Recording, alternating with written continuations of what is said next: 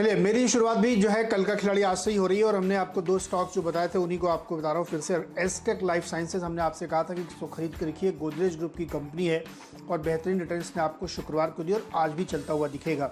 आपको याद होगा जब इसके रिजल्ट आए थे क्वार्टरली, तो क्या ज़बरदस्त 20% का अपर सर्किट लगाया था इसने। उसके बाद से दिखने लगा था कि जिस तरीके के प्रोडक्ट बनाते हैं, एग्रो केमिकल में है, तमाम जो प्रोडक्ट बनाते हैं उनकी अच्छी खासी डिमांड आती हुई दिख रही है, क्योंकि मानसून बेहतर है, उसकी वजह से कृषि का काम जो है बहुत तेज़ी से बढ़ रहा है। और ये सब जो प्रोडक्ट होते हैं ये तभी बहुत बिकते हैं जब खेती अच्छी होती है। तो खेती बेहतरीन है और उसका फ़ायदा होता हुआ दिखेगा। एमएसपी बढ़े तो इसलिए किसान और उत्साहित होंगे आगे खेती करने के लिए। तो स्टॉक लेने के पीछे वजह ये थी कि ये अपने ऊपरी स्तरों से अभी भी काफ़ी नीचे ट्रेड करता हुआ दिख रहा था। हमें लगता है कि अब वो उसको पार करता हुआ दिखेगा, वो एक बहुत बेहतरीन है। और हमें लगता है कि इस स्टॉक की जो रिटर्न्स हैं अगर आप वो देखेंगे पैरामीटर्स में तो बहुत बेहतरीन दिख रहे हैं। प्रमोटर ने अपनी होल्डिंग बढ़ाई है पिछले क्वार्टर में 0.25%, तो ये यहाँ पे खरीदारी के लिए इसीलिए सलाह दी थी। दूसरा स्टॉक था एजिस लॉजिस्टिक्स। ये कंपनी जो है बेसिकली ऑयल एंड गैस के लिए जो डोमेस्टिक फ्रंट पे है उसमें डिपो टू डिपो डिलीवरी का काम करते हैं, पाइपलाइन का काम करते हैं, गैस का काम करते हैं। और जैसे जैसे रीओपन होगा आप देखेंगे इसका कामकाज बढ़ता हुआ दिखेगा। तो बहुत ही स्पेशलाइज्ड लॉजिस्टिक्स कंपनी है और इसमें भी एक ज़बरदस्त तेज़ी आपको देखने को मिली, क्योंकि सबसे ज़्यादा अगर कोई इम्पैक्ट हुआ था तो ऑयल कंपनीज हुई थी, क्योंकि पेट्रोल स्टेशन बंद हो गए थे एकदम।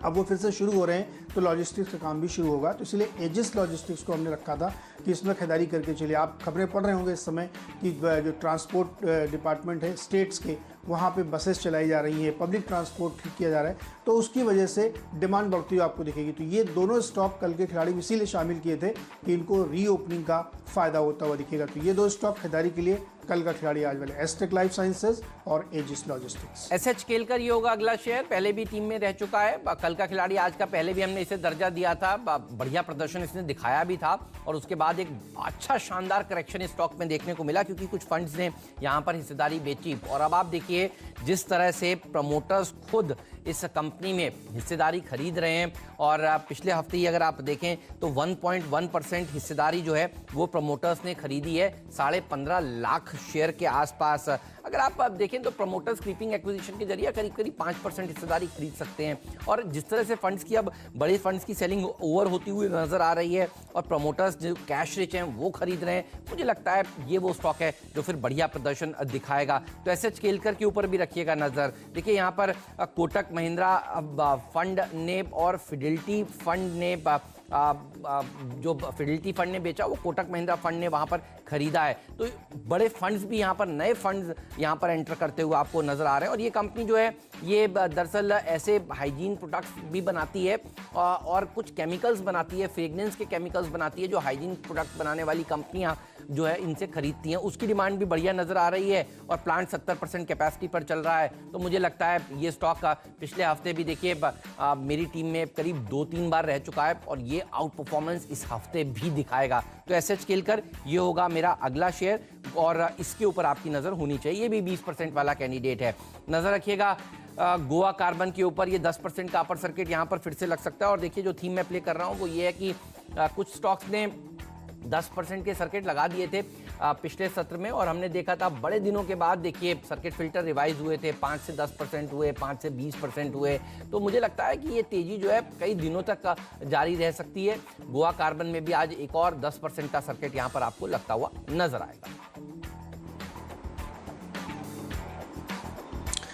अगले 3 खिलाड़ी मेरे जो ऑयल वाले हैं, हमने ऑयल सेक्टर पर प्ले किया है क्योंकि कच्चे दाम जो है क्रूड के बहुत तेज़ी से बढ़े हैं, तो इसीलिए ओएनजीसी, ऑयल इंडिया और एचओईसी, इन 3 को शामिल किया है। बड़ी ज़बरदस्त तेज़ी आपको इसमें देखने को मिलेगी। वजह उसकी सिंपल ये है कि देखिए $42 के आसपास क्रूड पहुंच चुका है और अभी जो रूस और सऊदी अरब के बीच में एक टाई अप हुआ है कि 1 महीने और 1 करोड़ बैरल पर डे की प्रोडक्शन कट जारी रखी जाएगी जुलाई 30 तक। वो बहुत सिग्निफिकेंट है क्योंकि इन कंपनियों ने जो लगातार प्रयास किए उसका नतीजा इनको दिखा, तो इसलिए उसको कंटिन्यू किया जाएगा। इस बीच आपको याद होगा कि सऊदी अरब, कुवैत ने आउट ऑफ द टर्न जाके भी बीच में कटौती कर दी थी, तो उसकी वजह से क्रूड में मजबूती मिली थी। अब क्रूड ठंडा तब पड़ेगा जब रीओपनिंग के बाद आपको डिमांड का प्लेटो बनता हुआ दिखेगा। अभी पता नहीं कि रीओपनिंग के बाद डिमांड कितनी जाती है, तो जब वो एक प्लेटो बनता हुआ दिखेगा तब ये प्राइस ठंडे पड़ेंगे। अदरवाइज अभी ये प्राइस चलते रहेंगे, तो ये जो प्रोडक्शन कट है ये इसको और बूस्ट अप करेगा। तो इसीलिए क्रूड के दामों पे आपको फोकस करना चाहिए। और ONGC, OIL, HOEC ये सारे स्टॉक्स बहुत बुरी तरीके से पिटे थे, क्योंकि हिंदुस्तान में अगर आपका $1 का भाव गिरता है तो तगड़ा नुकसान होता है। ONGC को तो 500 करोड़ का नुकसान होता है $1 गिरने पे, क्योंकि जो रियलाइजेशन कॉस्ट है इनकी वो बहुत ज़्यादा है। तो इसलिए इन कंपनियों के लिए दाम का बढ़ना बहुत फायदेमंद है। OMC के लिए हो सकता है थोड़ा सा प्रेशर दिखे आपको, लेकिन इन कंपनियों के लिए बहुत ज़बरदस्त गेन की बात है। शुक्रवार के सेशन में भी देखिए इन लोगों ने भांप लिया था कि जो बैठक होने वाली है, जो बातचीत होने वाली है रूस के साथ, उसमें ये पॉजिटिव सेंटीमेंट आ सकता है, पॉजिटिव डिसीजन आ सकता है। तो वहाँ पे ऑलरेडी रनअप शुरू हो गया था और ये अभी और बढ़ेगा, क्योंकि जैसे जैसे डिमांड आपको बढ़ती हुई दिखेगी रीओपनिंग की, उसमें अच्छी तेज़ी बनेगी। और चीन की तरफ से जो डिमांड आ रही है, जो भारत की तरफ से डिमांड जनरेट हो रही है, ये काफ़ी सिग्निफिकेंट है। तो इसलिए तीनों ऑयल कंपनीज हमने यहाँ पे शामिल की, खरीदारी करके चलिए। ONGC यहाँ पे 95 पे टारगेट रखिएगा। ऑयल इंडिया के लिए 100 रुपये के आसपास का टारगेट होना चाहिए, और HOEC में आपको 70 रुपये के लक्ष्य के साथ खरीदारी करनी चाहिए। तो ये 5 स्टॉक जो है, जिसमें 3 ऑयल प्ले है और 2 कल का खिलाड़ी आज। सही आप कह रहे हैं। देखिए ये ऑयल वाली थीम जो है वो बढ़िया प्रदर्शन दिखाएगी, अच्छा तेजी यहाँ पर देखने को मिल सकती है।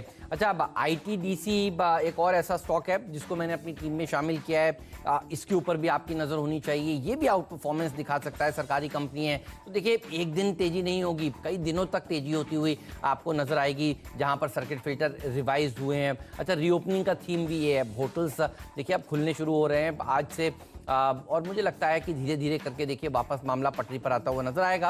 और डाइवेस्टमेंट वाले देखिए स्टॉक्स अच्छा प्रदर्शन फिर से दिखाएंगे, ये भी डाइवेस्टमेंट कैंडिडेट है। अच्छा, HOV सर्विसेज, इसके ऊपर भी रखिएगा नजर। ये स्टॉक भी देखिए पिछले ट्रेडिंग सेशन में शानदार प्रदर्शन दिखा रहा था। ये भी कंपनी जो है वो दरअसल BPO KPO सर्विसेज प्रोवाइड करती है। और आप देखिए ये कंपनी दरअसल अमेरिका में भी क्लाइंट्स के लिए कामकाज करती है। मुझे लगता है कि ये स्टॉक्स फिर से प्रदर्शन अच्छा दिखाना शुरू करेंगे।